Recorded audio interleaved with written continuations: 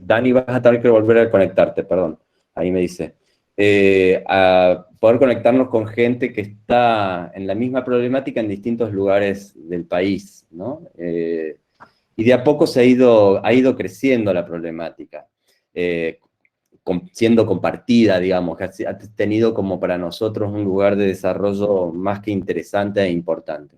Así que la verdad que es un placer que vengan a estos 3 encuentros. Empezamos este encuentro con Julia Labatelli. El viernes que viene a las 10 va a estar Fabricio Chipola y Natalia Bullati, y el martes va a estar André Carreira. Todos investigadores,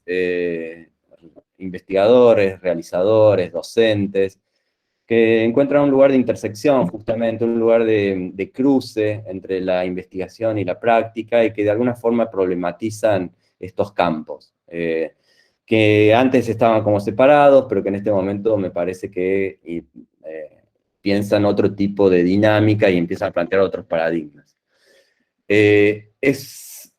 Bueno, en principio fue una actividad de cátedra para estudiantes del segundo año de la licenciatura en teatro, pero claramente vimos la posibilidad y la necesidad de abrirla a esta reunión para otras personas que quieren participar de esto. Hoy nos acompaña Julia Labatelli. Yo tengo que decir que a Julia, primero que la quiero mucho, eso, voy a decir. Y después que a Julia la conozco hace muchos años, porque somos de la misma generación, entonces como que de alguna forma hemos tenido recorridos más o menos similares.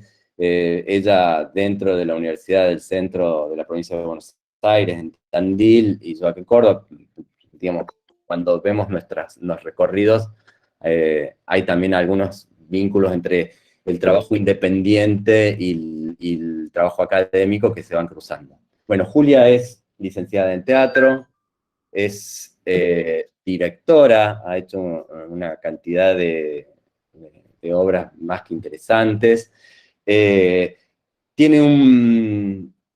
Con su grupo de investigación tiene unas jornadas que son re interesantes sobre dramaturgias en las provincias, que ya vienen desarrollando hace años. Es doctora en estudios teatrales y es docente también. Entonces, bueno, la verdad que no sé, Julia, si puedo decir algo más o si hay algo más que decir.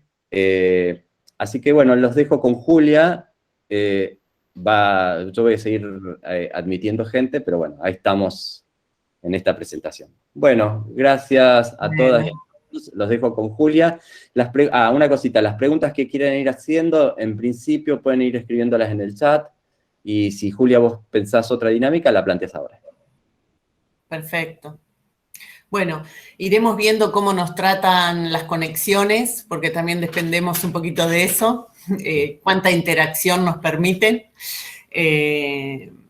Pero bueno, encantada de compartir este espacio, este momento con ustedes, extrañando mis viajes a Córdoba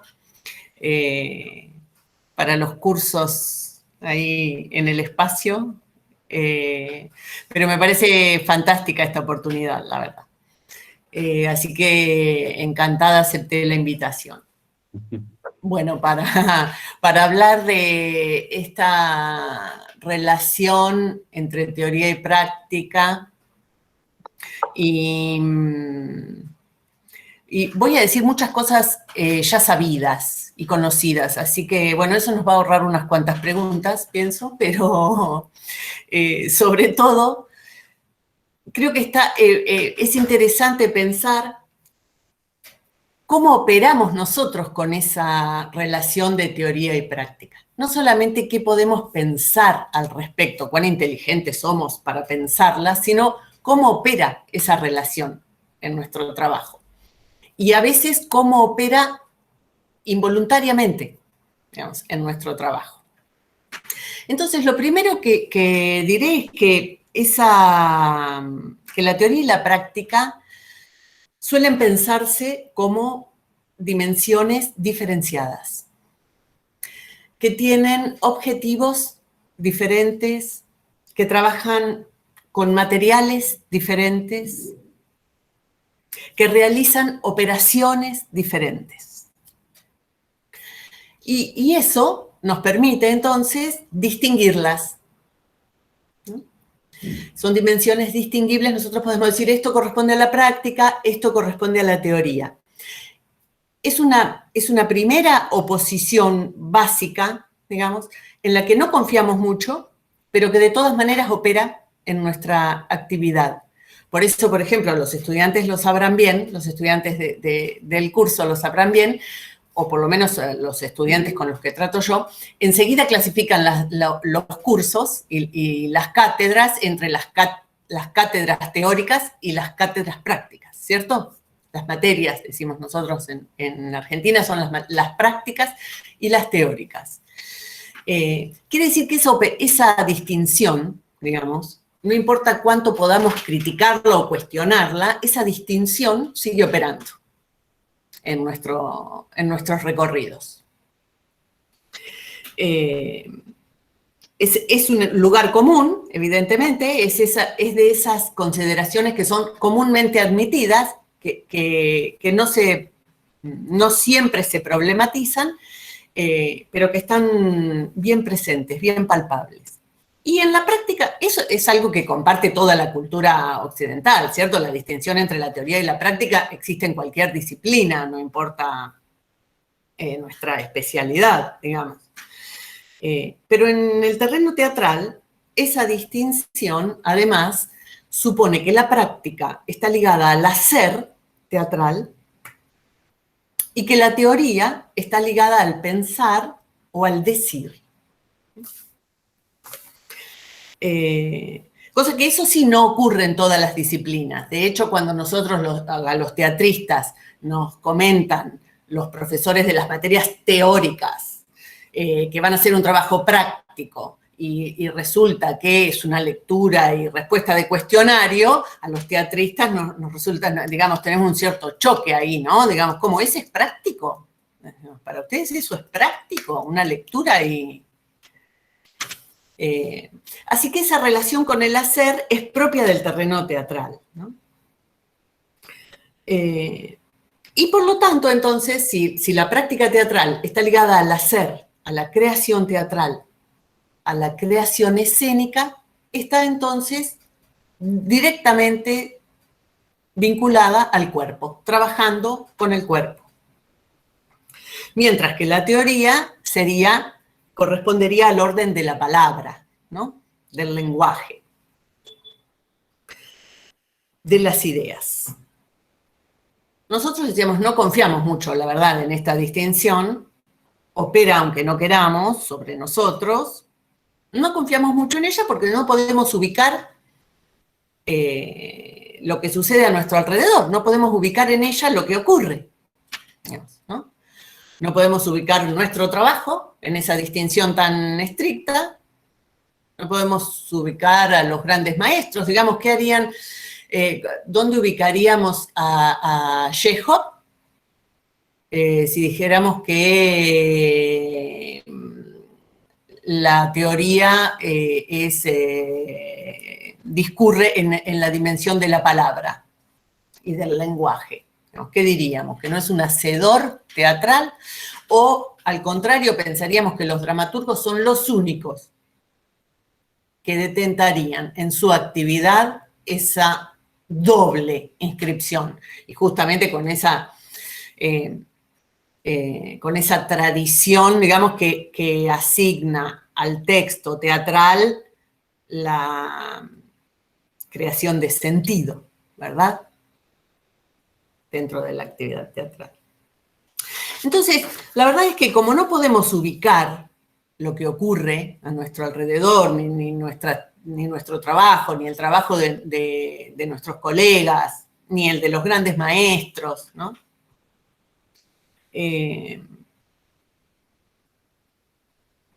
Sabemos que es una oposición binaria que, como tantas otras oposiciones binarias, nos restringen, ¿no? Nos reducen y no dan cuenta del trabajo. La verdad es que para los teatristas, digamos, quienes estamos inmersos en la actividad teatral, para los profesores, para los estudiantes, para los directores, para los críticos, para los investigadores, para todo aquel que esté inserto en la actividad teatral, el trabajo que realizamos es mucho más compleja que esa división estricta, binaria, podemos decir.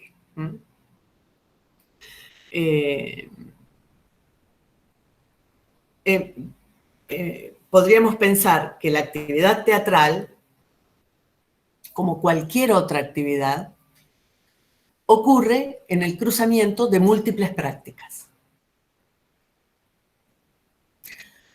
Prácticas escénicas, seguramente. Prácticas con los conceptos, prácticas teóricas también, y muchas otras prácticas.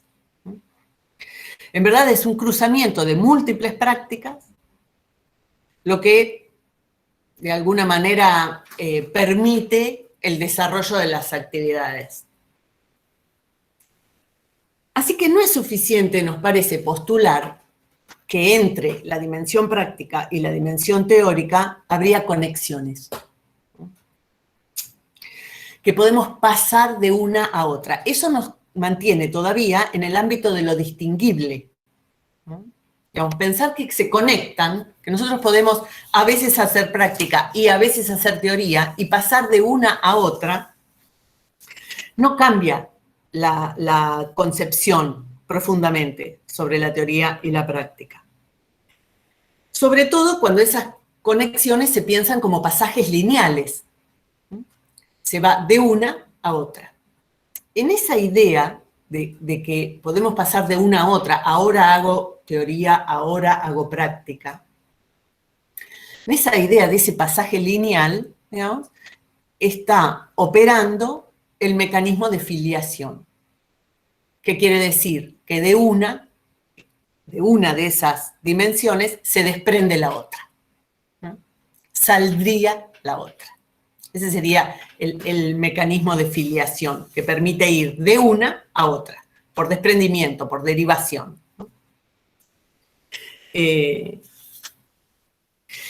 Esa concepción de pasaje lineal, nosotros decimos, bueno, estamos como un poco a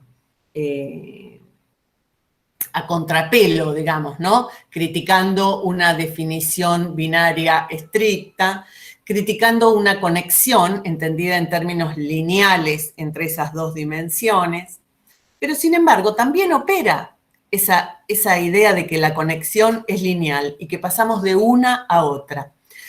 Y en los dos sentidos, ida y vuelta opera el pasaje. Lo tomamos de ida y lo tomamos de vuelta, miren.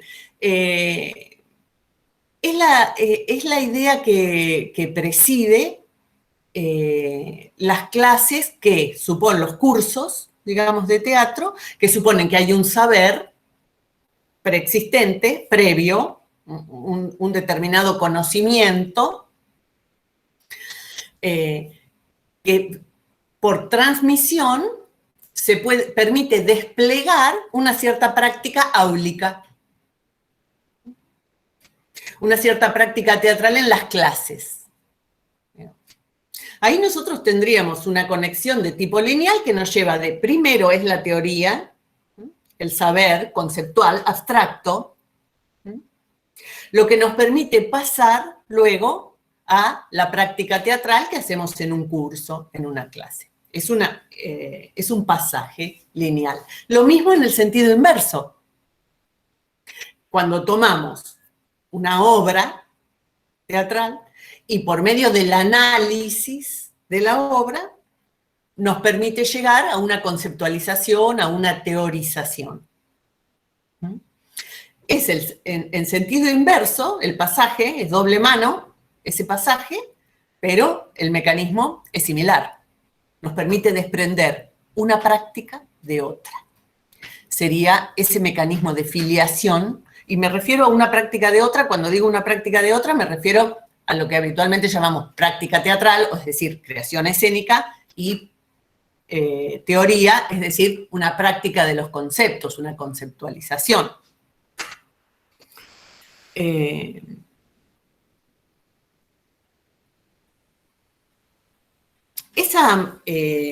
Esa idea de que el mecanismo que relaciona la teoría y la práctica es de filiación, es de derivación, digamos, de una de otra, aparece tal vez en ese momento inaugural de la teoría teatral, cuando Aristóteles escribe su Poética, ¿cierto?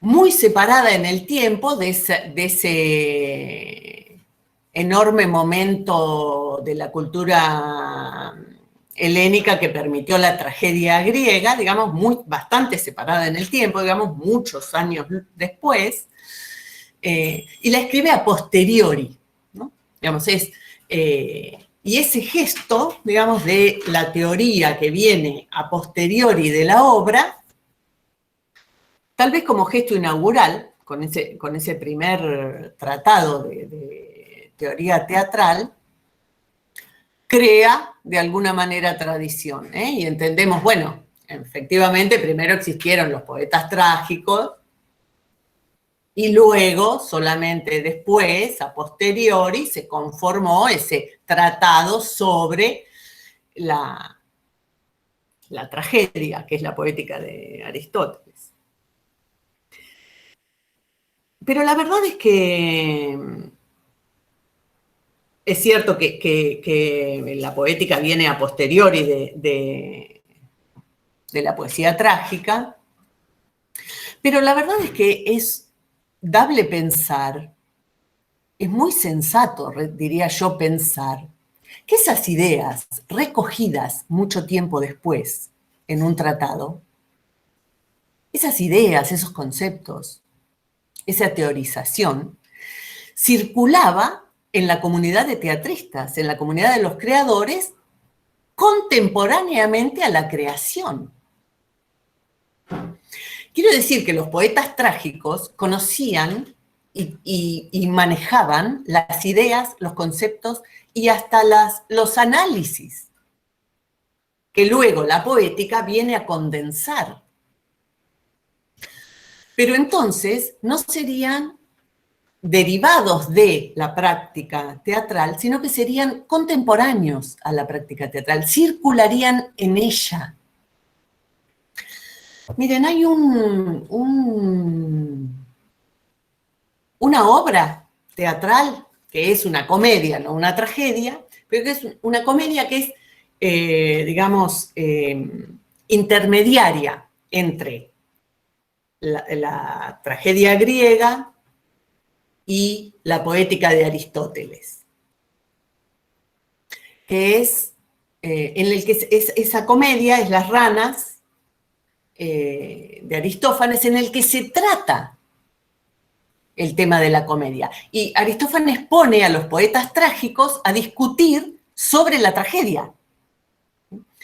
Unos 40 años antes de que Aristóteles escribiera su poética, quiero decir, ¿me entienden? Digamos. En esa comedia, Dionisios visita el reino de los muertos y entonces se encuentra con los poetas trágicos ya fallecidos y ellos empiezan a discutir, digamos, se genera la discusión sobre la tragedia, los elementos de la tragedia, sobre los mecanismos de la tragedia, y los poetas dicen, sí, discutamos de todo lo que interviene en la tragedia. Discutamos sobre el coro, discutamos sobre los héroes, discutamos sobre los versos, sobre las métricas, hablemos de todo, dicen, ¿no? Y nombran algunas tragedias que se han perdido, así que no, evidentemente tenían muchos más datos que nosotros, pero ellos estaban muy dispuestos, quiero decir, 40 años antes de la poética de Aristóteles, a hablar sobre estos temas. Y entonces, bueno, la discusión es interesantísima, digamos, los poetas, es una comedia, ¿no? Las ranas, entonces los poetas se chicanean entre ellos, ¿no? Y dicen, bueno, no puedo, me cuesta explicártelo, le dicen, porque te ocupás de cosas vulgares, de la familia y esas tonterías, le dicen, ¿no? Entonces, Esquilo dice, entonces, bueno, me cuesta explicarlo, pero en un momento habla sobre los persas. Esa primer tragedia, digamos, histórica. Y entonces dice Esquilo, me cuesta mucho explicarles a ustedes porque no entenderán hasta qué punto esta tragedia que yo escribí les ha enseñado a los atenienses, les ha inculcado a los atenienses el afán de vencer a sus adversarios. Grandilocuente, ¿no es cierto? Digamos, Aristófanes juega un poco con esa grandilocuencia de las palabras y dice que Atenas es vencedora porque se escribió los persas, digamos, ¿no? A ese punto llega, digamos, Esquilo en esta creación. Atenas existió de alguna manera porque él escribió los persas. Y Dionisios, que dice una helenista, digamos, mi helenista favorita, que es Nicole Loró, digamos, es una gran helenista, dice, y Dionisios, en ese momento que estaba presenciando la discusión, dice Dionisios que no es precisamente un recién venido para hablar del teatro, dice Nicole Loró, y Dionisios le dice, sí, tiene razón Esquilo. No hay nada más lindo que ver cómo el coro se pone a palmotear, a danzar y a cantar hurras al lado de un cadáver. Tirando por la borda la presunción de que la tragedia podía formar moralmente a los atenienses y que al contrario mostraba, digamos, algún perfil menos políticamente correcto, ¿cierto? Disfrutando del baile y de la danza alrededor de la muerte. Esa discusión que introduce Aristófanes en esa comedia que precede 40 años la escritura de la poética, nos está mostrando claramente que las ideas, la conceptualización sobre el género preexistía a la escritura del tratado, que circulaba entre los creadores, que formaba parte de la práctica.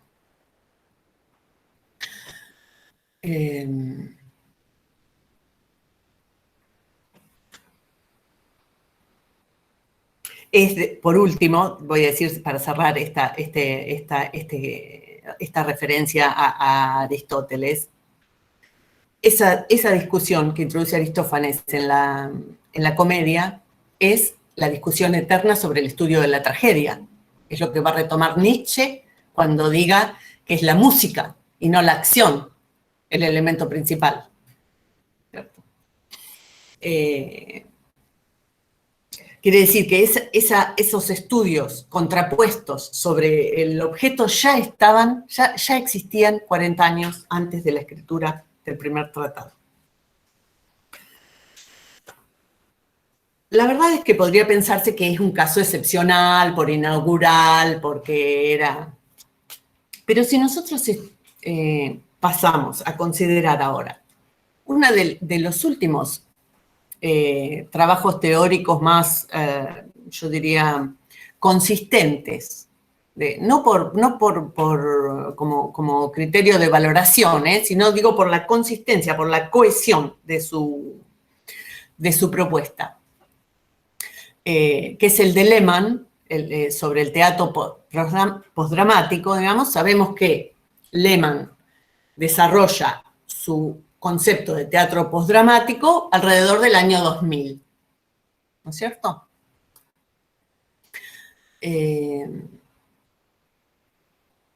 pero lo hace observando, considerando, comentando, analizando, reviendo obras teatrales realizadas desde los años 70, es decir, otra vez, ¿no?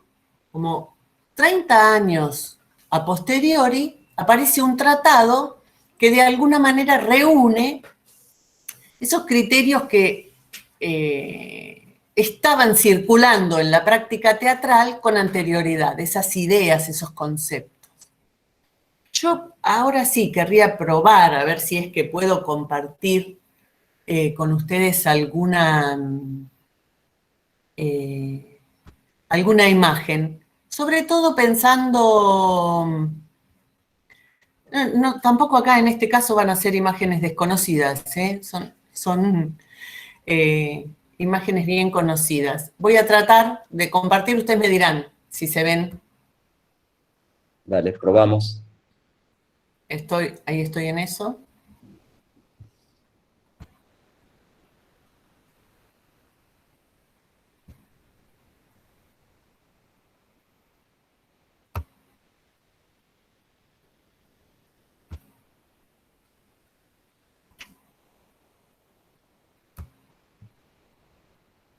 Julia, ¿te sale ahí presentar? Sí, estoy en eso, estoy compartiendo, no sé si se ve. Todavía no. Ahí está. Ahora sí. Ahí se corta. Ahí creo que sí. A ver. ¿Se ve? Ahí la pongo yo en primer plano, me parece que... Fijar la presentación. ¿Ahí la están viendo?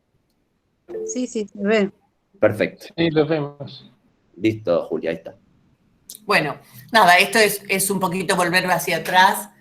Es una escena de los persas que se transmitió el año pasado desde el Teatro de Epidauro, esa presentación que por primera vez se circuló en las redes, que circuló mundialmente del Festival de Verano en el Teatro de Epidauro.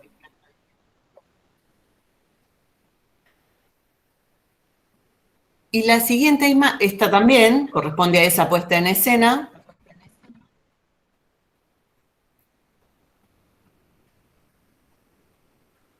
Y esta es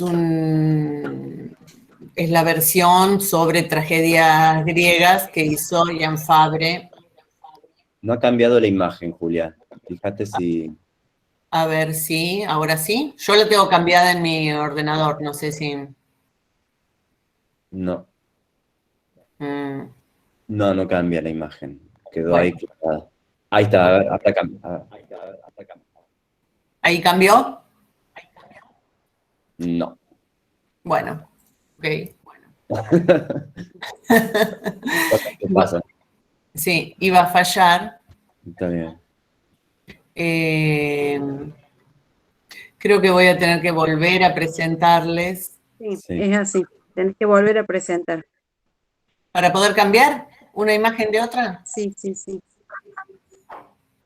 Ah, mirá vos. Julia, a veces si usas el pasar, ¿cómo te puedo Ahí está explicar? lo de Fabre. Ahí cambió.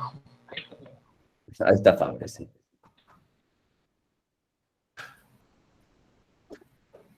Esta es un trabajo sobre las tragedias que llamó Monte Olimpo, un espectáculo que dura 24 horas, que se presentó en varios lugares de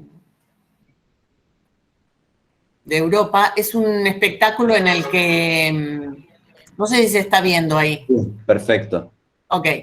Es un espectáculo en el que Lehmann, el teórico del teatro postdramático que mencionábamos recién, trabaja como dramaturgista.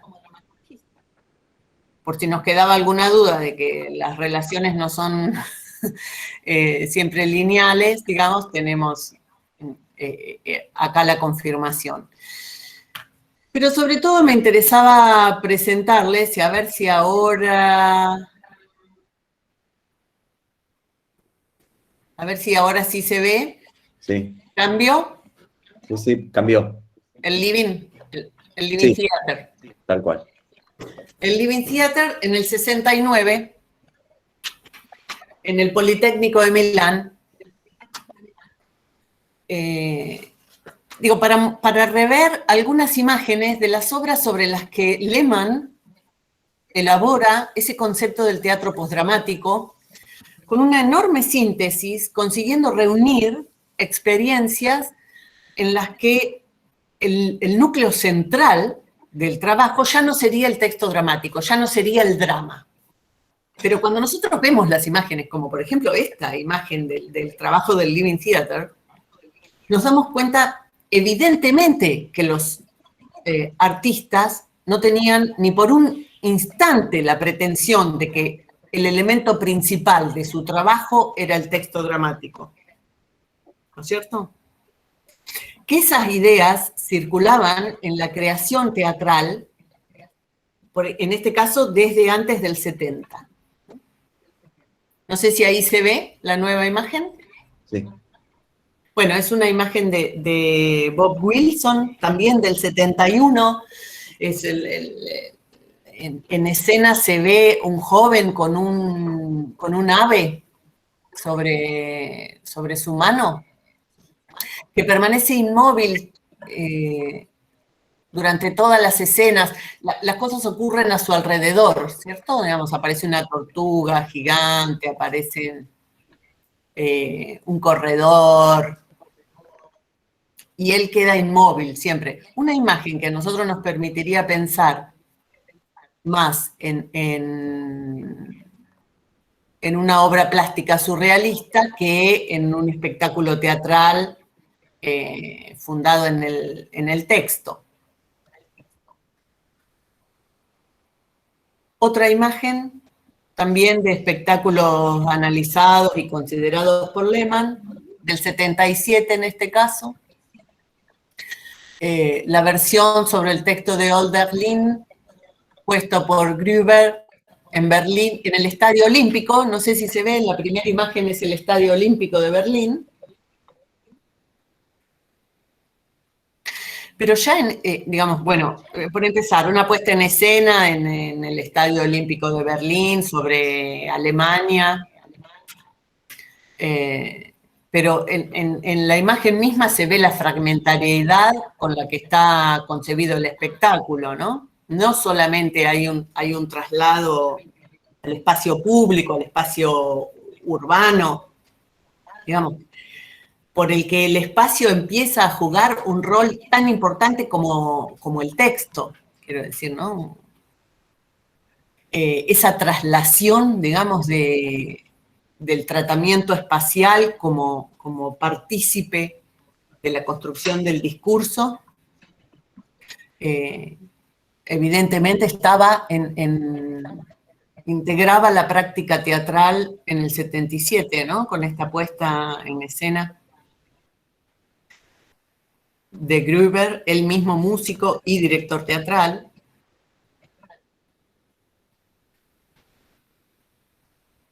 Y última imagen, por mencionar, no sé, 3 o 4 obras fundamentales de los años 70, 80, sobre las que se basó Lehmann para postular ese enorme concepto del teatro postdramático.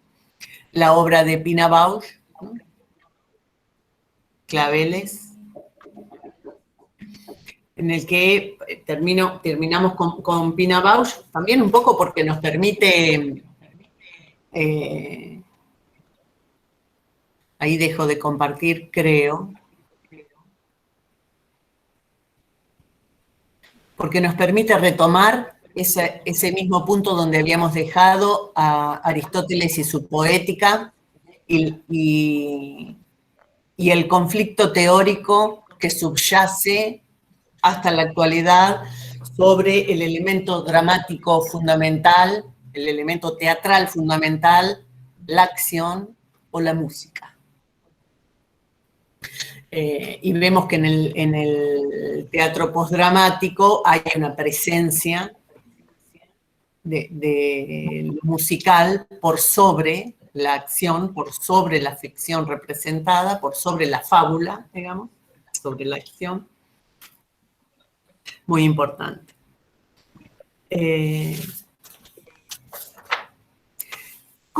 Con estos dos ejemplos con esta revisión de estos dos casos de teoría fundada sobre análisis de obras, nosotros vemos que las ideas, los conceptos, las problemáticas, los cuestionamientos, los conflictos, existían y circulaban ya de antemano en la comunidad de creadores. Así que la verdad es que lo que parece más interesante es pensar que en lugar de haber un pasaje que nos permite ir de una a otra, y muchos años después, porque realmente la teoría estaría dormida si le creyéramos a eso, ¿no es cierto? Digamos, se duerme durante 80 años, ¿no? Entre la tragedia y la escritura del tratado poético se duerme 80 años. Y Lehmann, digamos, en la teoría postdramática se duerme 30 años la teoría, digamos, o sea, el Living Theater podía hacer espectáculos como el que acabamos de ver en el Politécnico de Milán, y 40 años después aparece el concepto, digamos, bueno, verdaderamente creeríamos en una teoría dormida, ¿cierto? Al contrario, la verdad es que lo que pensamos es que las ideas están circulando, las ideas son conocidas, las ideas son discutidas en la comunidad de los teatristas. Que la consolidación de esas ideas, a veces que la formalización, digamos, porque lo que interviene ahí es a veces la maestría de formalización de alguien, ¿no? Se realice a posteriori, no quiere decir que la invención se realice a posteriori. Quiero decir, la teorización que realiza Lehmann es fundamental,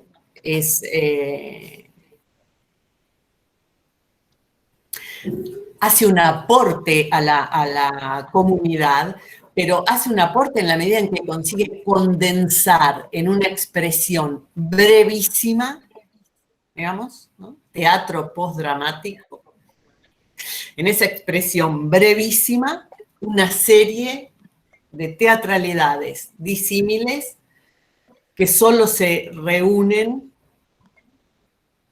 bajo el cuestionamiento del peso del texto teatral, del drama en la creación. Es esa expertise, digamos, lo que vuelve la teorización fundamental, digamos, esa capacidad de condensar en una expresión breve, que también asegura sus posibilidades de circulación.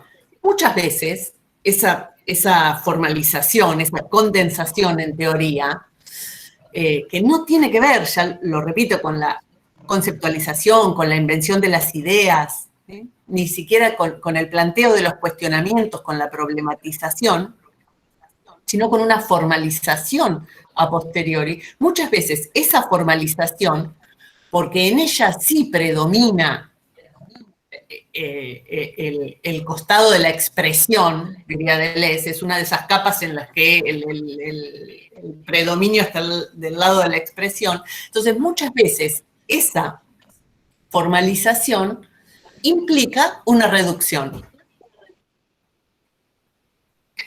Implica una totalización. Muchas veces lo que aparece con esa consolidación teórica es la desaparición de los conflictos, ¿no? De los problemas. Se presenta como solución, como tesis, quiero decir, ¿no? Ya superado el periodo de conflictivo, digamos, ¿no? La tesis aparece cuando ya el conflicto ha sido resuelto, ¿no es cierto? La tesis es una solución al conflicto.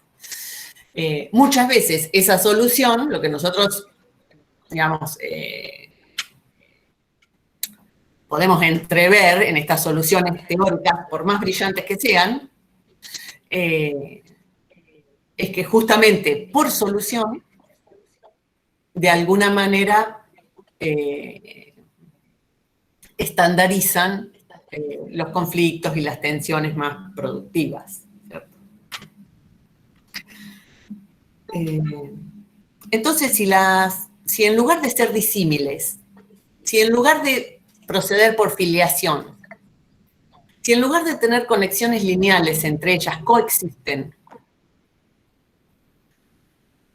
son múltiples prácticas que constituyen, que permiten que una actividad tenga lugar,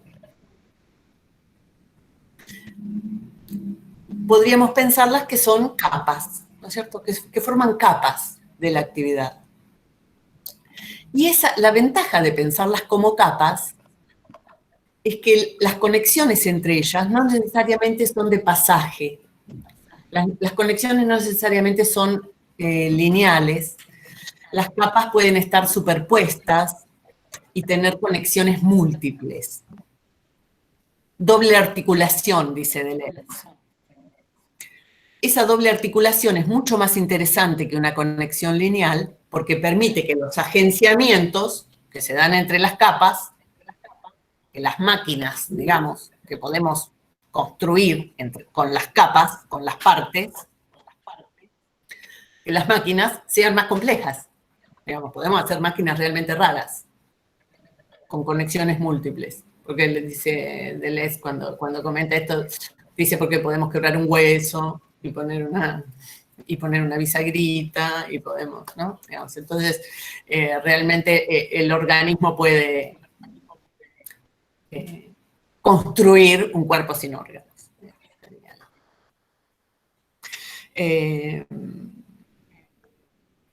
Esas capas que se constituirían el terreno de la actividad teatral tienen entonces conexiones múltiples y ya no funcionan solamente por filiación o por pasaje, funcionan de muy distinta manera, digamos, según las máquinas que se vayan creando, se conectan por fusión, se conectan por aplastamiento, ¿sí? A veces la teoría puede aplastar la práctica, ¿no?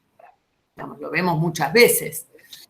Se conectan por pliegues, ¿no? Se pliega de repente la práctica y erupciona un concepto, una teoría, una idea.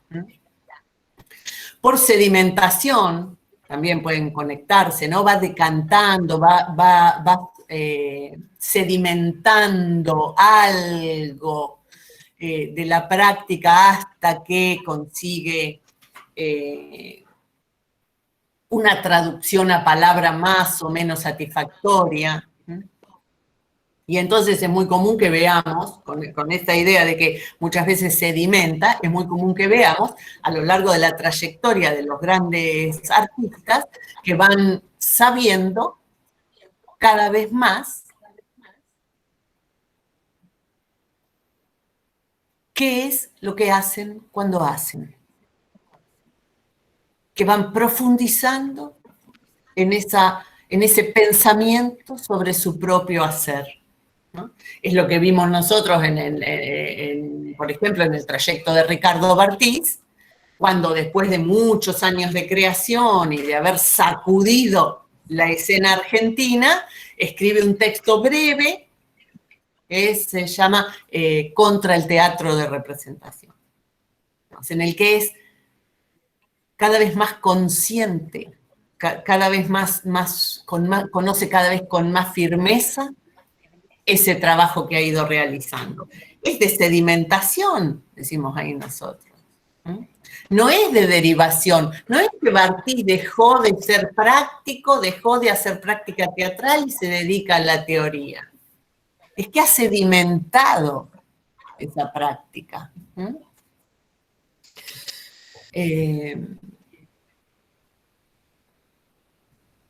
Esta idea de que en verdad son capas que constituyen un terreno y que tienen conexiones múltiples de doble articulación, que no se dejan pensar como pasajes lineales, nos serviría para pensar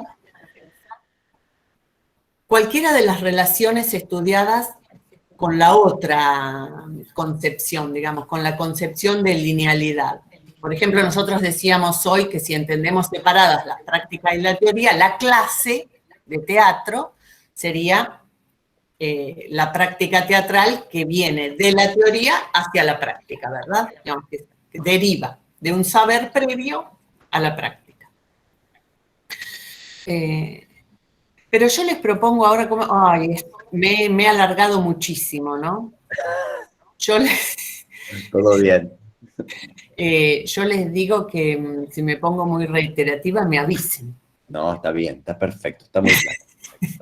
Pero yo les propongo que pensemos una clase ahora, una clase de teatro, sobre todo para los estudiantes, que son estudiantes del segundo año, ¿no? Y que además han empezado entonces los estudios teatrales en pandemia, así que no tienen, ¿no? Como mucha de esa experiencia teatral, de clase teatral en el cuerpo, pero la clase teatral es un fenómeno teatral en sí misma, ¿cierto? O sea, nosotros todos los que damos clases de teatro sabemos que ahí ocurre el teatro. Digamos, tanto o más que en una sala de espectáculos, digamos. Entonces, pensemos por un momento una clase de teatro. Una clase de teatro fuera de la pandemia. Una clase de teatro es una llegada a un salón, una sala bastante amplia,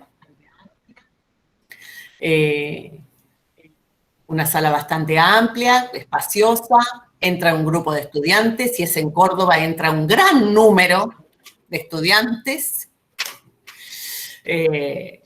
como 30 o 40 o 50 estudiantes a un salón, y muchos más, me hace seña la Mena, ¿no? Y muchos más, entran, no sé, 100 estudiantes a un salón. Y el profesor está de pie, esperándolos, llega un ratito antes.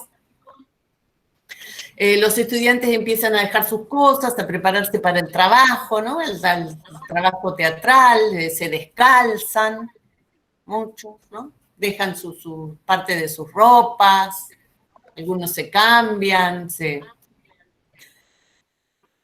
y se preparan para ese inicio de trabajo, y el maestro o la maestra les dice: hoy el trabajo va a ser sobre la caída,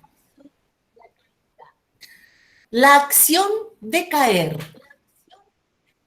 Y tal vez, hasta el profesor escribe en el pizarrón: la caída es la acción de caer.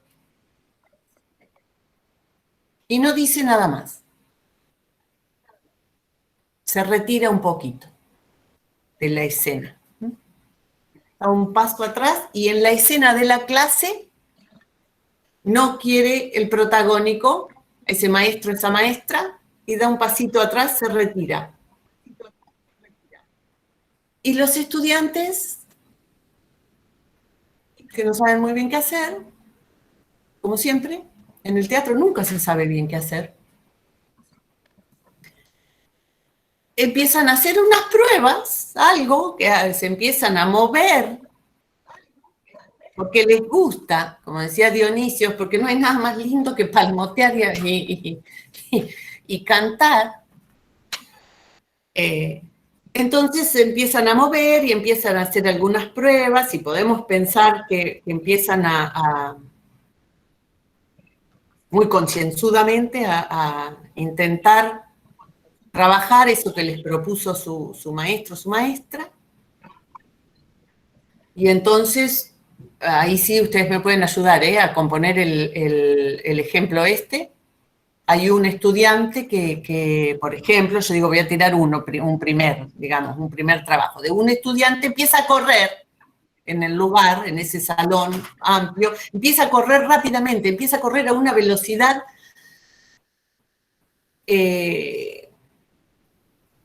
a la mayor velocidad posible, digamos. Empieza a correr al máximo de su velocidad por el lugar y en alguno de los giros que da, tiene una caída. Se levanta rápidamente y vuelve a correr. Y es una escena, digamos, en ese trabajo ya tenemos una escena. Es una escena en la que un actor corre y se cae y se levanta. Un actor corre y se cae y se levanta. Pero otro estudiante a lo mejor toma un banquito que había en el espacio. Yo no quiero acaparar la voz, así que si alguien tiene otro ejemplo de trabajo de estudiante, bienvenido. Otro estudiante toma un banquito, por ejemplo, y apila cosas arriba del banquito. A lo mejor puede poner una silla arriba de un banquito o lo puede dar vuelta, lo pone de costado y entonces tiene ya una superficie mayor, más inestable, ¿sí? Por ejemplo, hace eso, toma un banquito, lo pone de costado y resulta que tiene una superficie más inestable y entonces se sube a ese banquito y no sabemos por un instante ni él ni los que lo están mirando sabe si va a caer.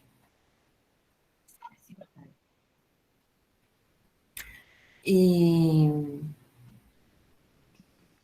el maestro se mantiene retirado de la escena, no le sugiere nada a su acción. Le hubiera gustado, piensa el maestro, ¿no? O la maestra, le hubiera gustado escuchar la voz de la caída. Qué linda sería esa voz de la caída. Esa voz sin palabras, ¿vieron? Y así sucesivamente, ¿no? Hay otro estudiante que tímidamente se va a apoyar contra un rincón del salón y va a tumbarse de costado sobre una de las paredes. Hay otro que va a dejarse chorrear por la pared, por una pared. Y así, cada estudiante probará y generará una escena distinta sobre esa propuesta.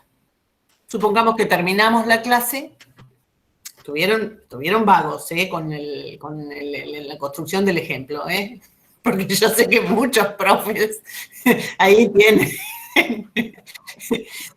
imágenes de clases y de estudiantes indagando sobre una acción para proponer. Pero bueno, supongamos que termina la clase con la presentación de esas escenitas, de esas pequeñas escenas, esas pequeñas grandes escenas teatrales ocurridas en una clase. Y supongamos también que el maestro, como se había retirado, el maestro o la maestra se había retirado de la escena porque no quería ser protagonista, tendrán la misma conducta sobre el final y les agradecerá a los estudiantes y se terminará la clase así sin mucho pasaje a la palabra. De todas maneras, la palabra llegará a posteriori de la clase. Puede que no sea una palabra pública, ¿no? Puede ser que no se conozca nunca. Puede ser que sea una palabra reducida al recuerdo de cada uno de los estudiantes sobre su trabajo. ¿Mm? Puede ser que sea una palabra que venga a un cuaderno de notas del curso, o que venga al cuaderno de notas de la maestra o el maestro, tal vez. O que venga en el comentario entre estudiantes sobre el trabajo realizado. Lo que es seguro es que habrá una palabra.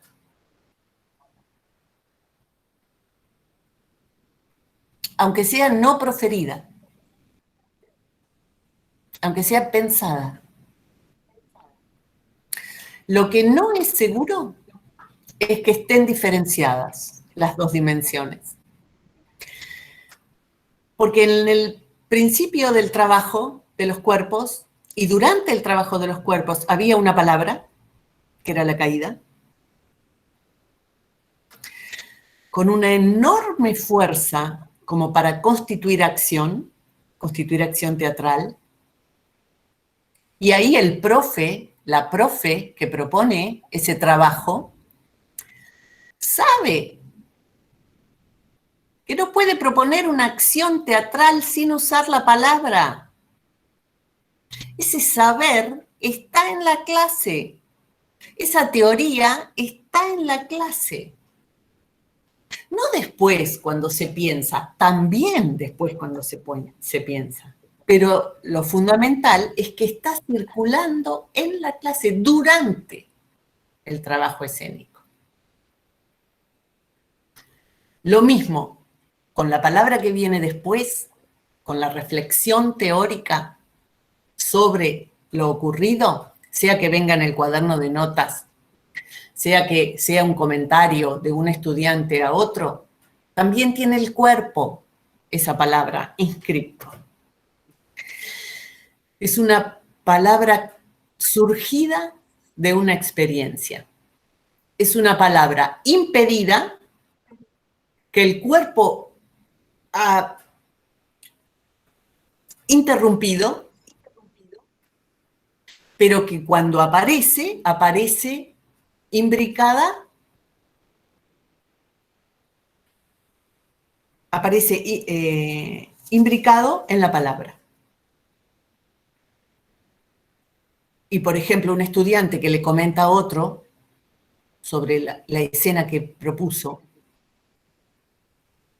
que quiso ser, por ejemplo, quiso ser espontánea, por ejemplo, la caída, quiso ser no prevista, pretendidamente espontánea. Y resulta que cuando comentó, un compañero le comentó cuánto control, cómo había controlado esa acción para que pareciera imprevista. Pero ¿cómo? Piensa el estudiante. Si yo quería hacer una escena que sucediera así, sin cuidado, digamos, que surgiera espontáneamente, de repente, que irrumpiera, ¿no? Que yo no la pudiera prever, que me sorprendiera. Y cuando la presento, lo que se ve es que controlo esa acción. Ese fracaso, inscripto en la experiencia, que es la sensación fundamental de la creación teatral, digamos, ¿sí? El fracasar, ¿no? Se imbrica en la palabra que surge de esa experiencia.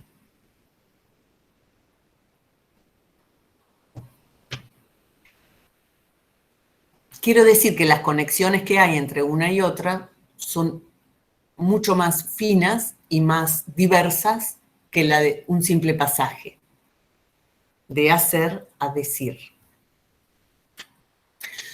Y si tomáramos el otro ejemplo que habíamos dado de conexión lineal, y ahora sí ya es lo último que hago, les prometo.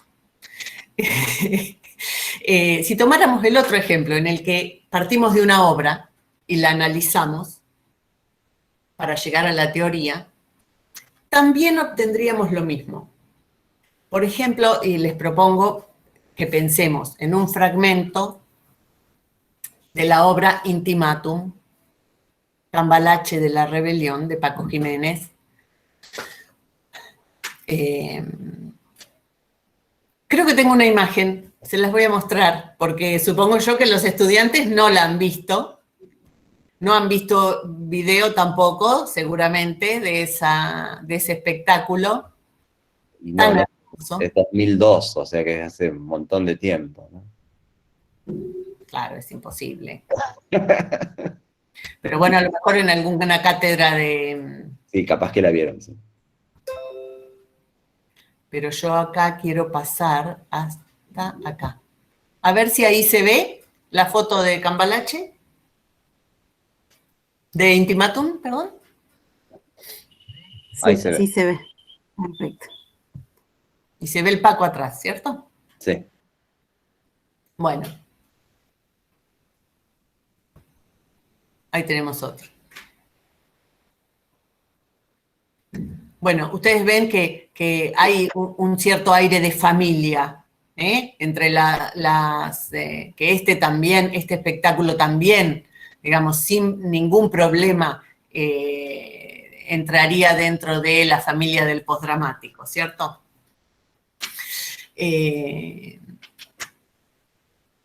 Es un espectáculo basado en un ensayo teórico titulado De Ibsen a Genet, La rebelión en el teatro, de Robert Burstein, que postula que el elemento común al teatro moderno es la rebelión. Bueno, en principio tomo este espectáculo porque ese pasaje lineal que nos aseguraba de una a otra, se da por inversión. En lugar de pensar que la obra, el análisis de la obra es lo que funda la teoría, acá es al revés, es el análisis del ensayo teórico lo que permite la obra.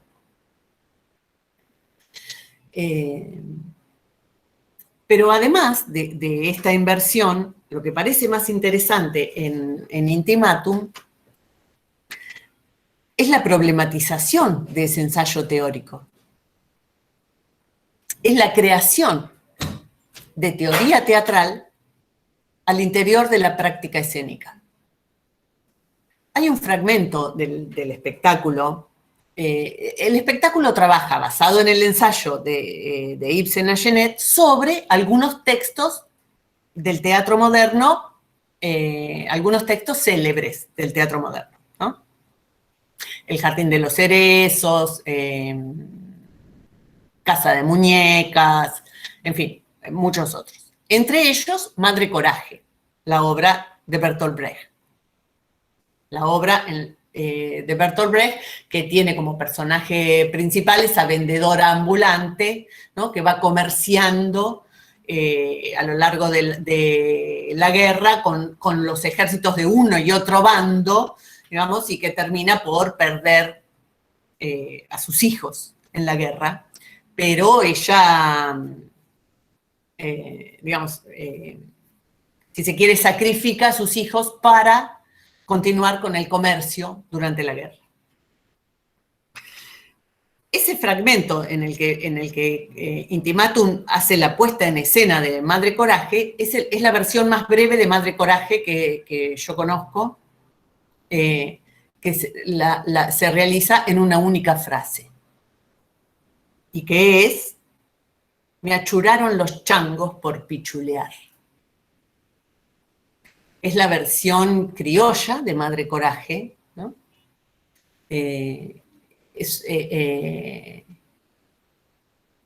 la versión popular y criolla de Madre Coraje. Me achuraron los changos por pichulear. A nadie se le escapa que ahí hay 3 veces un sonido ch. Otra vez la música, ¿eh? Ch, ch, ch. Me achuraron los changos por pichulear. Es el resumen de Madre Coraje. A eso sigue los actores lanzados a una enumeración de palabras con ch. Pero es que el sonido ch es la música, pero tal vez también es el mínimo componente de rebelión en nuestros territorios. En la figura del che, digamos, condensado, ¿no? La rebelión pasada a revolución. Ese sonido ch tiene por un lado la musicalidad y por otro lado esa fuerza de rebelión. Y entonces en esa enumeración aparecen los pueblos originarios, aparecen mencionados mapuche, quechua, come chingón. Deriva realmente la enumeración y aparece en el absurdo la palabra pecheto, pronunciada como en italiano, pecheto, y hasta el presidente de la nación de ese momento, que era Kirchner. Lo que es seguro es que esa repetición del sonido che introduce en el espectáculo y en el estudio sobre el ensayo de Bernstein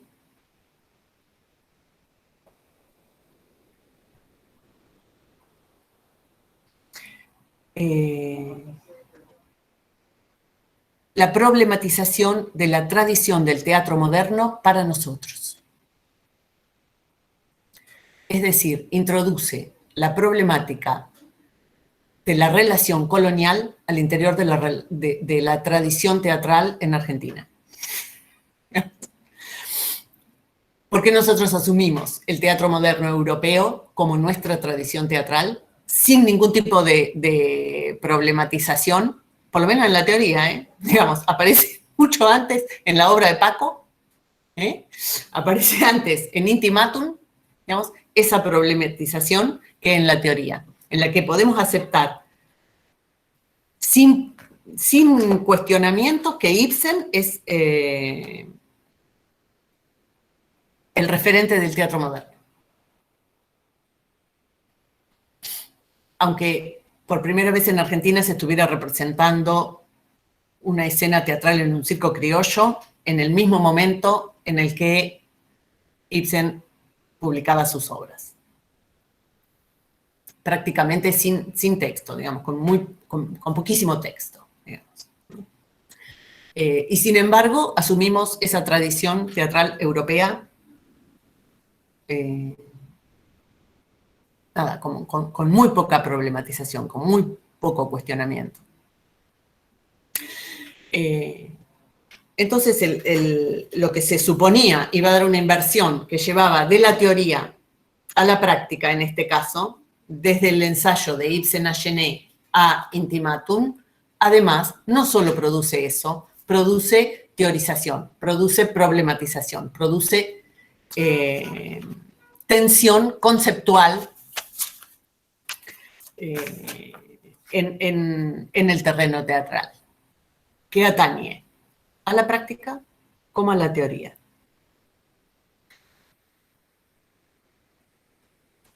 Es el último ejemplo, ya acá termino, que nos permite pensar verdaderamente en una circulación diferente de la linealidad entre una y otra dimensión, que nos invita a pensar en capas conectadas de múltiple manera, con conexiones de doble articulación que duplican contenidos y expresión, digamos, en uno y otro sentido,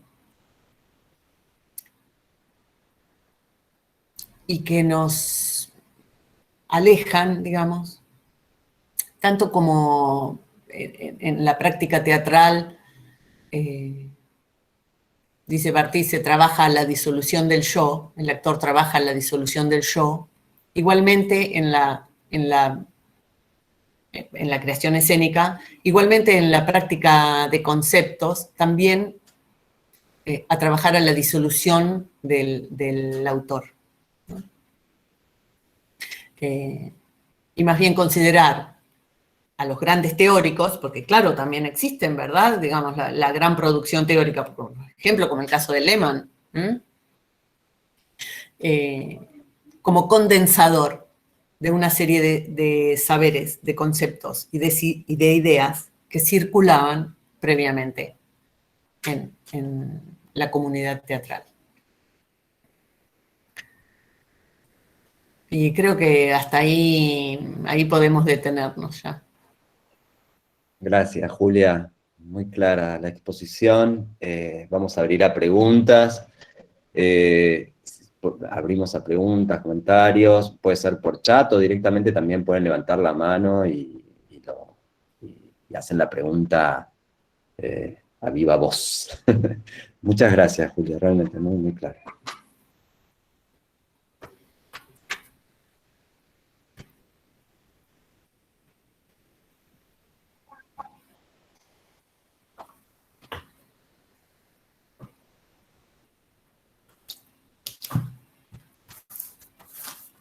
Vamos a dar el tiempo, ¿viste? Romper el silencio no es fácil.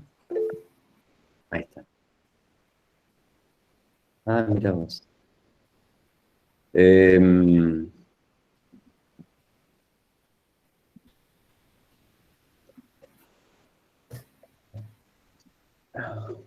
segundo que resuelva una cosa técnica.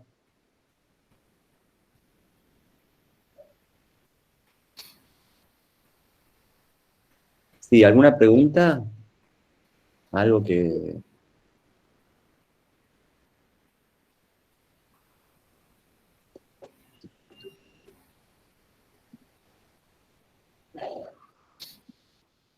Bueno, hago yo la primera entonces. Ahí viene una, Cipriano. Ok, dale.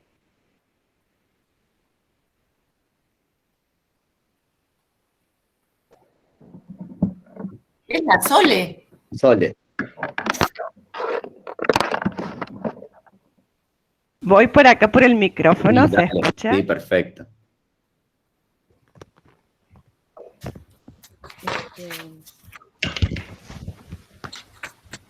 Bueno, la pregunta sería sobre esto último, a lo que llega, Julia. ¿Vos no pensás que ese concepto de trueque que se manejó acá en Latinoamérica con el teatro antropológico y Barba, se podría pensar como un comienzo de revisión de esta como filiación con el teatro europeo, pero sin ninguna deconstrucción? ¿No aparecería ahí ya como un movimiento decolonial?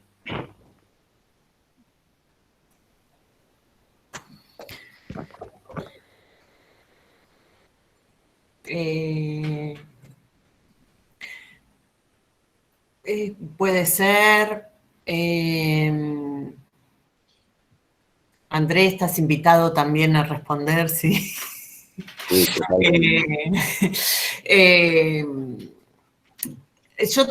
a mí me da trabajo pensar la antropología decolonial, digamos.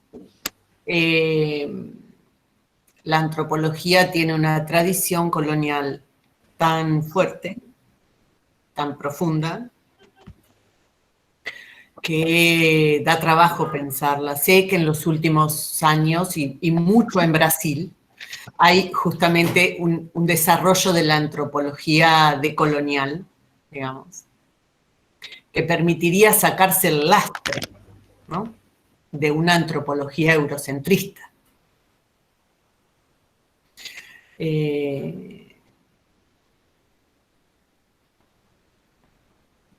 Pasado al terreno teatral,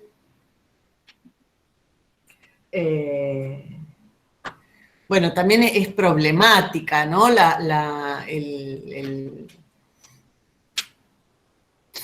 la consolidación de esa teoría de antropología teatral. Ahí también podemos pensar en un proceso de sedimentación, ¿no?, que fue digamos que una práctica artística va sedimentando y va constituyendo una teoría.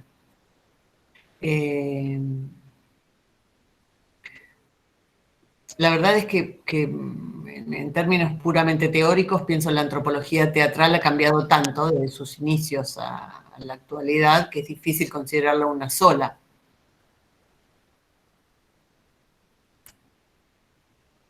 Muchas veces digamos, es posible que implicara un cuestionamiento a la relación colonial, pero muchas veces también implicó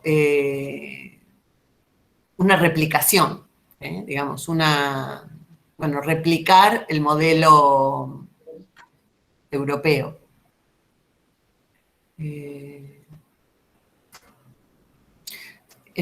Supongo que no contesto la pregunta, Sole, ¿cierto? Estás decímelo. No, sí la contestas. Yo, sí, claro, yo también es una pregunta que me hago permanentemente, digamos, que en esta realidad contingente, digamos, hace años que hay una búsqueda de esto que vos decías, poder sentirse parte de algo que no sea necesariamente esa tradición con la que venimos por exceso dialogando. Pero bueno, lo otro, yo entiendo que la mera idea de trueque ya cambia todo. No sé hasta qué punto se pudo efectivizar, materializar esa idea de trueque entre los que nos colonizaron y los que estamos acá en estas tierras sin poder conectar con lo que realmente es de esta tierra también. Eso. Pero sí que me contestas porque me parece que es una pregunta que cada vez es más actual y tenemos que seguir así revisando todas las corrientes que nos atraviesan. Julia, ahí Mónica Berman en el chat dice, me encanta la presentación, estuvo buenísima, solo me queda la dificultad de hacer convivir el rechazo a la idea de linealidad o genealogía, con la que acuerdo, con la idea de un teórico o una teoría como condensador o una condensación. Sí, sí, es cierto, porque parecería que, parecería una contradicción que la condensación no se haga como resultado de un recorrido, digamos, ¿no? En ese sentido podría estar, digamos, la condensación en ese caso sería el punto de llegada, digamos, ¿no?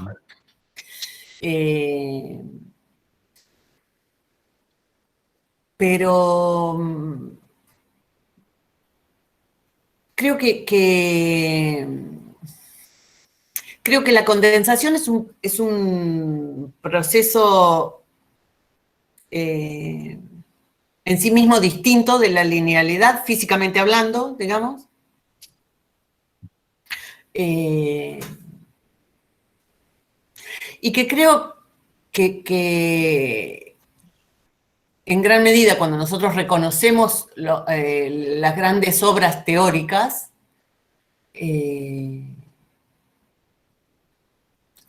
aparece ahí también una práctica de creación, una invención, una conexión hasta entonces no realizada, digamos,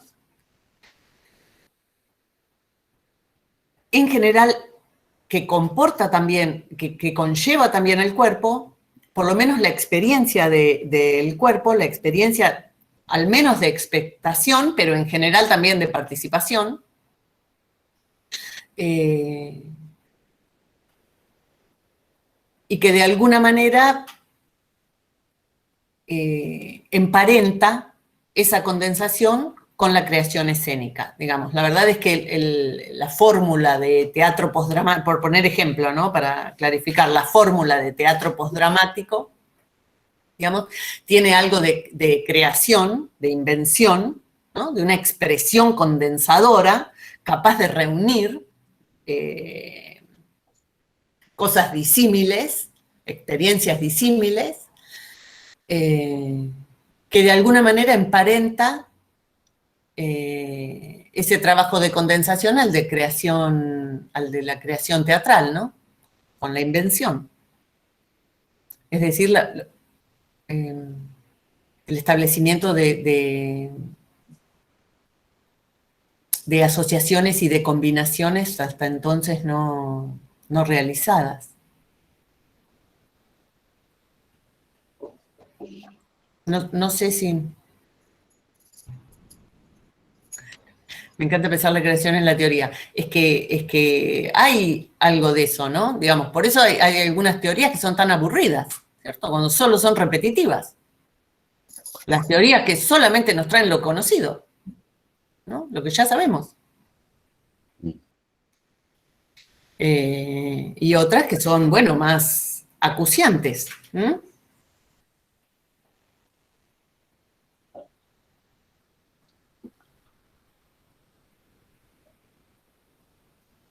Mariana dice allí, bueno, Julia dice primero, ¿qué produciría la creación? Creo que es una pregunta. Y Mariana dice, ¿se puede condensar teóricamente desde las escrituras académicas multimodales, divergentes, por ejemplo, en donde lo verbal no es el único componente, y donde se funde el proceso y producto?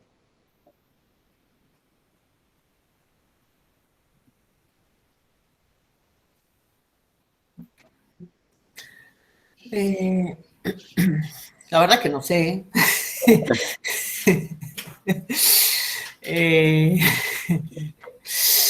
No sería una pregunta, esa es más bien una afirmación. Bueno. Sí, sí. Ok, no sería una pregunta. Sí, digamos, pienso que los procesos de condensación... Paulina Antacli sí tiene una pregunta. Ok, ahí va. Sí, terminada, Julia, y ahí... No, decía que me parece que los procesos de condensación también son variables, digamos, que dependen de lo coyuntural, pero también del material, de lo material y de... la verdad es que no me parece que podamos pensar, que podamos formalizar el proceso de condensación, digamos, o sea, como, ¿no? O sea, ahí me parece, por eso digo, más bien pensémoslo en combinaciones múltiples, como sedimentar, plegar, erupcionar, ¿no? Digamos, ese tipo de contactos múltiples, algunas veces tienen más de uno que de otras, digamos, ¿no? O sea, eso es claro, digamos, algunas veces hay un mecanismo que funciona más notorio que otro, pero no me parece que haya un único modo de formalizar. Dicho esto, por ejemplo, yo digo, la formalización que hace Lehmann con su teatro postmoderno es extraordinaria, porque consigue una contundencia, se vuelve un objeto, ¿me entienden? Ya esa expresión. Es como una herramienta, es como hacer un hacha, digamos, ¿me entienden? Quiero decir, en ese sentido, digamos, es operativo, digamos, es breve, amalgama experiencias disímiles, es claro en la diferencia con el anterior, en fin, digamos, un sinnúmero de ventajas. También digo, ese postdramático resulta demasiado radical, diría el teórico que le contesta. Digamos, a mí me encanta pensar en las controversias teóricas, ¿no? Digamos, el teórico que le contesta a Lehmann, que es Jean-Pierre Sarrazac, ¿no? El teórico que le dice, usted, digamos, la fórmula de teatro postdramático es una fórmula rápida. Y como fórmula rápida, bueno, se pierde en el camino, qué sé yo, en el camino lo pierde, para decirlo rápido ahora por una cuestión de tiempo, en el camino lo pierde a Coltés. No. En el camino lo pierde, qué sé yo, Pero, lo pierde a Piquet, en fin, ¿no? ¿puede agregar a eso, Julia? A la crítica de Sarrazac. ¿Cómo, perdón? Si puede agregar una cosita, solo un comentario, porque ni una Por pregunta. favor. O sea, crítica a Cortés, lo que él se olvida no es que es solo rápida y que pierde una cosa, es que es una crítica que está construida sobre una base de un análisis casi exclusivo de obras hechas en Europa y Norteamérica, o sea, en Estados Unidos, ni siquiera Norteamérica. Entonces es como una formulación teórica que tuvo mucho impacto en la práctica, y es interesante pensar en eso como ese libro, esa palabra, que tiene mucho poder, porque es de un señor alemán, generó una cantidad impresionante de producciones artística. Siempre me parece muy interesante. Pero cuando uno lee el libro, ve que no, solo hay 2 o 3 menciones a alguna obra hecha para abajo del Ecuador. Y ellas están como en notas de pie de páginas, pero no conforman como centro de la reflexión. Entonces, el tema de ese concepto no es solo que es rápido, es que es exclusivamente euro-norteamericano. A pesar de que Lehmann, después que conoció Latinoamérica, nunca volvió a publicar, o sea, volvió a publicar 2 revisiones de su planteo teórico, pero incluso en esa revisión no hace revisión de ese marco de obras que sostuvieron su mirada inicial. O sea, él la reitera de una manera. Entonces, es una cosa que cuando vos hablabas me pareció muy interesante para pensar, ¿no?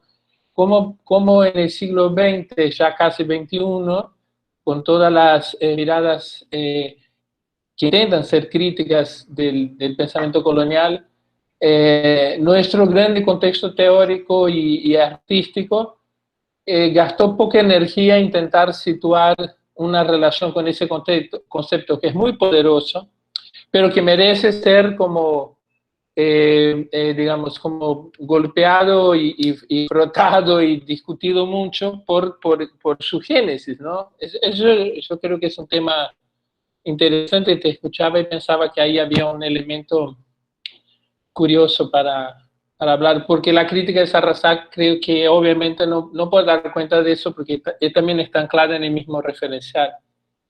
Pero nada, es solo un comentario, porque yo anoté acá cuando hablabas y me pareció que era que estaba muy interesante como lo ibas y también porque vos comentaste de esa dificultad de entender una antropología que fuera efectivamente decolonial, que es muy difícil, evidentemente, a pesar del esfuerzo de Eduardo Vivero de Castro, que intenta hacer esa desconstrucción, ¿no?, de su propio saber. Nada, es solo un comentario rápido, porque después quizás puede pensar más sobre eso. Gracias. Sí, gracias. Sí, la verdad es que es bien, bien problemático esto que señalás. Pensándolo en Argentina, por ejemplo, ¿no? En la difusión en Argentina de ese concepto de teatro postdramático, con la enorme tradición de autor teatral que hay en la Argentina, ¿no? Nosotros pensamos la renovación teatral de postdictadura, por ejemplo, Argentina, como una renovación escénica, como una renovación muy vinculada a la escena y un cierto alejamiento, digamos, del texto teatral como núcleo, fuerza principal, pero sin embargo dio una generación, al menos una, digamos, si no 2 o 3 ya, generaciones de dramaturgos, ¿no? Sí, sí. Bueno, como en una continuidad de la enorme tradición de escritura teatral argentina. Paulina quería hacer una pregunta hace rato. Gracias, era un comentario, gracias Julia, es un comentario atrasado ahora, pero era en relación a lo que había dicho Soledad en la primera intervención. Esta idea, ¿no? Se me ocurrió lo que propusiste, Julia, en relación a la idea de sedimentación y aquello que está por capas, pero que se vincula por aplastamiento o como sea, pero se vincula. Y esta idea de linealidad que habías planteado al comienzo, entonces de golpe vino una idea, ¿no? Porque vos decías, si pensamos en la idea de replicar el modelo europeo en relación a lo que hablaba Soledad, ¿no? Entonces yo digo, ¿por qué no confiar en esta idea de pensar en el sedimento, en aquello que llega, esta relación teoría y práctica, sin hacerlo, ay, me voy a poner hablando, de una forma, sin hacerlo de una forma, digamos, separada o diferenciada? Es decir, lo europeo nos ha marcado terriblemente. Yo vengo de la danza, Julia, pero nos ha marcado profundamente y de alguna manera eso no significa que no haya habido encuentro, porque si pensamos en el desembarco y en esta réplica, es como que no hay sedimento. ¿Y cómo que no hay sedimento? Hay sedimento y fuerte y potente. Entonces, si pensamos en esas capas que propusiste hoy, y yo muy seguidora de Avi Warburg, pensar en esta idea del sismógrafo, ¿no? Te ayuda a ver otro tipo de relaciones que si lo pensás desde lo lineal no lo encontrás. Era un comentario, no había preguntas, solo para dialogar un poquito, ¿no?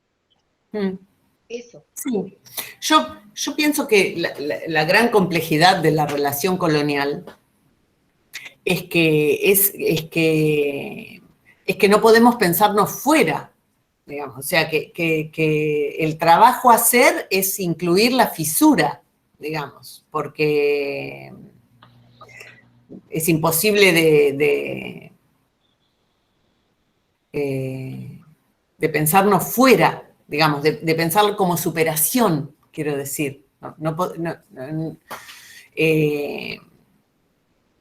La cosa es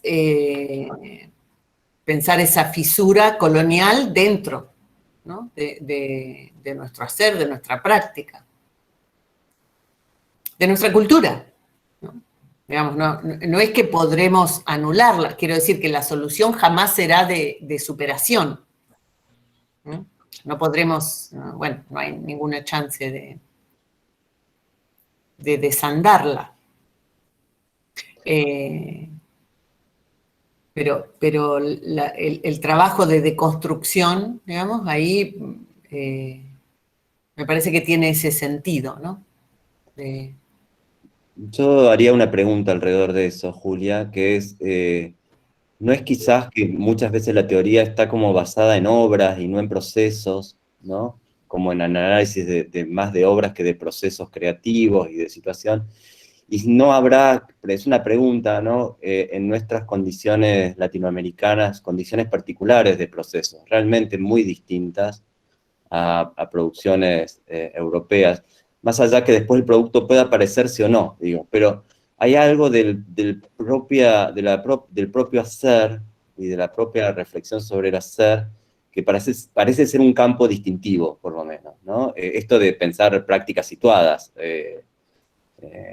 que generan realmente situaciones divergentes y quizás novedosas para poder pensar. Estoy pensando en el vínculo con algunos amigos que viven en Europa y que dicen, ¿cómo hacen para hacer esto? O sea, que se sorprenden ellos mismos de nuestras condiciones de producción y cómo nosotros trabajamos en estas condiciones, que son significativas y son importantes, digo, ¿no?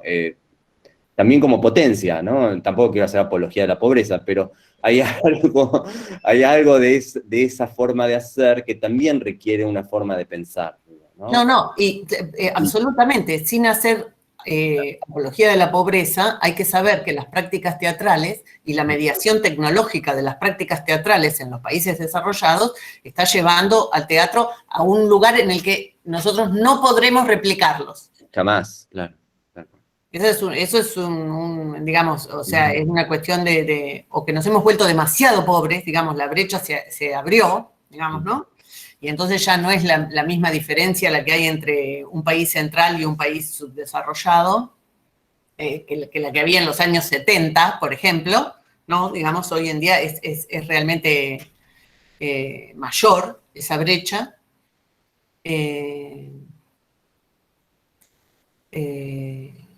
Pero bueno, es cierto que toda la práctica teatral ha incluido la tecnología en Europa y en todo, en los países desarrollados, ¿no? Prácticamente es imposible pensar en espectáculos teatrales sin pantallas en los países centrales. Es así. Digamos, pantallas de unas dimensiones y de unas capacidades, digamos, que serían impensables para nosotros. Creo que ahí hay algo, porque digo, también, o sea, esto está operado, digamos, o sea, no, aquí también hay corporaciones operando, digamos, o sea, ¿no? Hay intereses de empresas tecnológicas, digamos, presionando sobre el uso de determinadas tecnologías en la creación artística. Digamos, como en otras, ¿no? Como en otras creaciones, como en las creaciones en arquitectura, digamos, como presionan en arquitectura, también presionan en artes, digamos, o sea, los lobbies existen no solamente fuera del teatro, que existen dentro de la práctica teatral. Y la verdad que en ese sentido, eso fue la última conversación que yo tenía que tuve con Sarrasak, era referida a esto, ¿no? Digamos, como yo había estado viendo muchos espectáculos en los que las pantallas eran realmente elemento fundamental, elemento principal en Europa, y le decía, acá sí, verdaderamente no replicaremos. Digamos, o sea, esto es seguro que no lo vamos a hacer. Y él me decía, por suerte,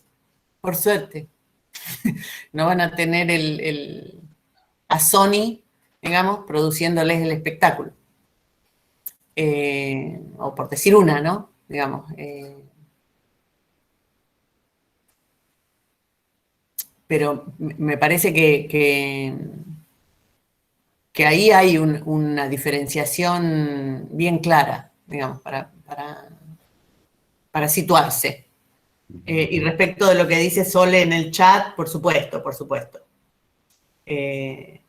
Esa fisura que ya es, digamos, esa fisura colonial, digamos, de la que hablábamos como constitutiva, no implica la aceptación, ¿no? No implica su aceptación, sino, en todo caso, un trabajo de problematización y de reparación.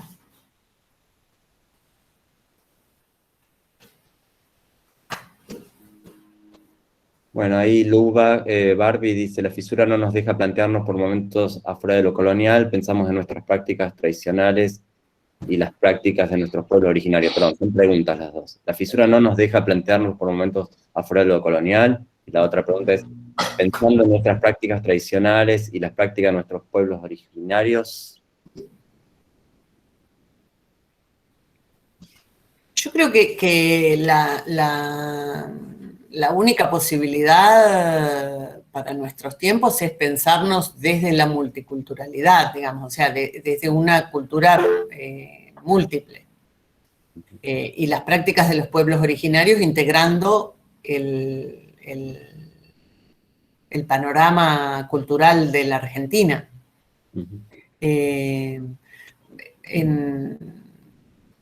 Bueno, no sé si Flavia creo que tuvo que irse, sí. Pero en la Universidad de Río Negro, en el sur, digamos, hay algunos estudios, algunos grupos de teatro que trabajan sobre el teatro mapuche, porque las profes, provienen de la comunidad mapuche y tienen un desarrollo de esa corriente, de su tradición teatral muy importante, bueno, y últimamente también ha obtenido el premio a la figura, ¿no? A la personalidad destacada de la cultura, ¿no? O así, si alguien me sopla, le agradezco. Pero puede ser, sí, creo que sí. Sí. Decís de Luisa Calcumil. Exactamente, ¿no? Claro, sí. Sí, además recibió el trayectoria en una de las nacionales en el INT hace años, el último nacional presencial. Sí, claro. Sí. Y Miriam Álvarez es la profesora que trabaja en Bariloche. Que trabaja en Bariloche, que es autora y directora. Y que tiene publicaciones y creo que es en un libro coordinado por Mauricio Tosi, en el que se publica alguno de estos textos. Pero no solamente como producción propia, digamos, de la comunidad, quiero decir, sino también interfiriendo en la creación de la región, digamos, esa tradición de teatro mapuche y de poesía mapuche, interviniendo en la creación teatral patagónica, Pienso en un director como Hugo Aristimuño, por ejemplo, muy vinculado al recorrido de la tradición mapuche. ¿Alguna otra pregunta? Y vamos a ir cerrando.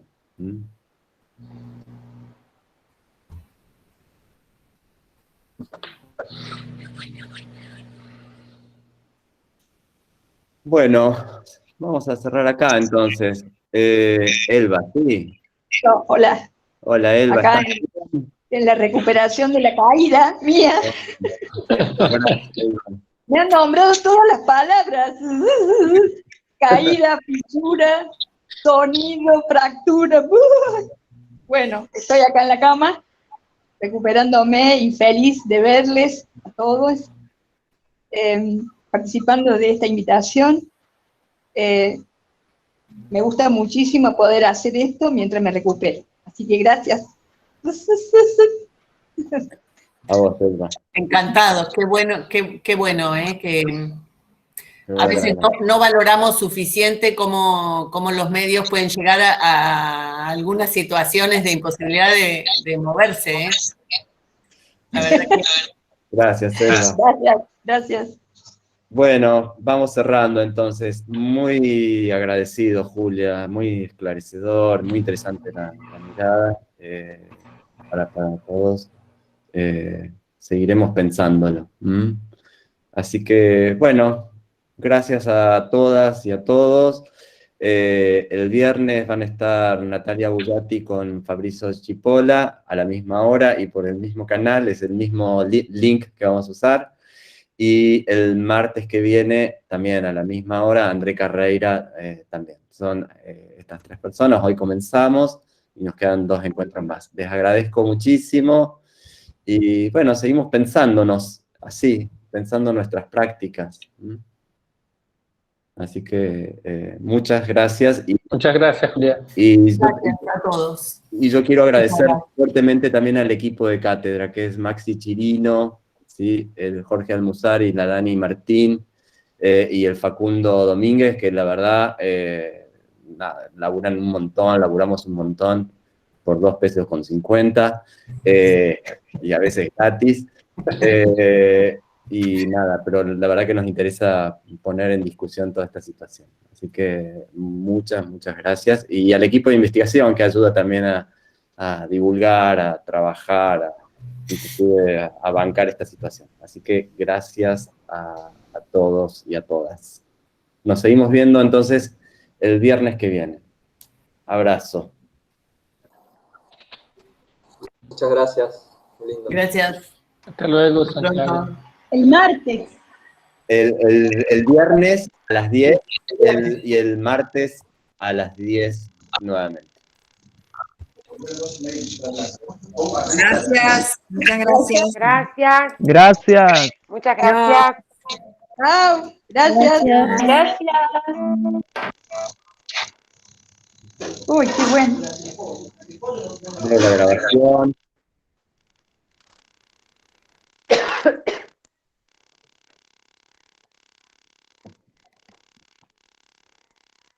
Buenísimo. Bueno, voy a...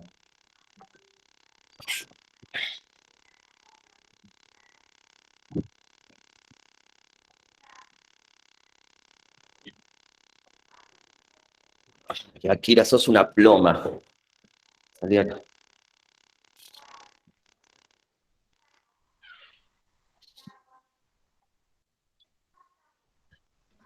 Voy a sacar a la gente que... No. Ay, se fue Julia. Pensé que se iba a quedar. ¿Sigue grabando o no? Sí, traté de detener la grabación. Acá está. Le digo a Julia que se junte.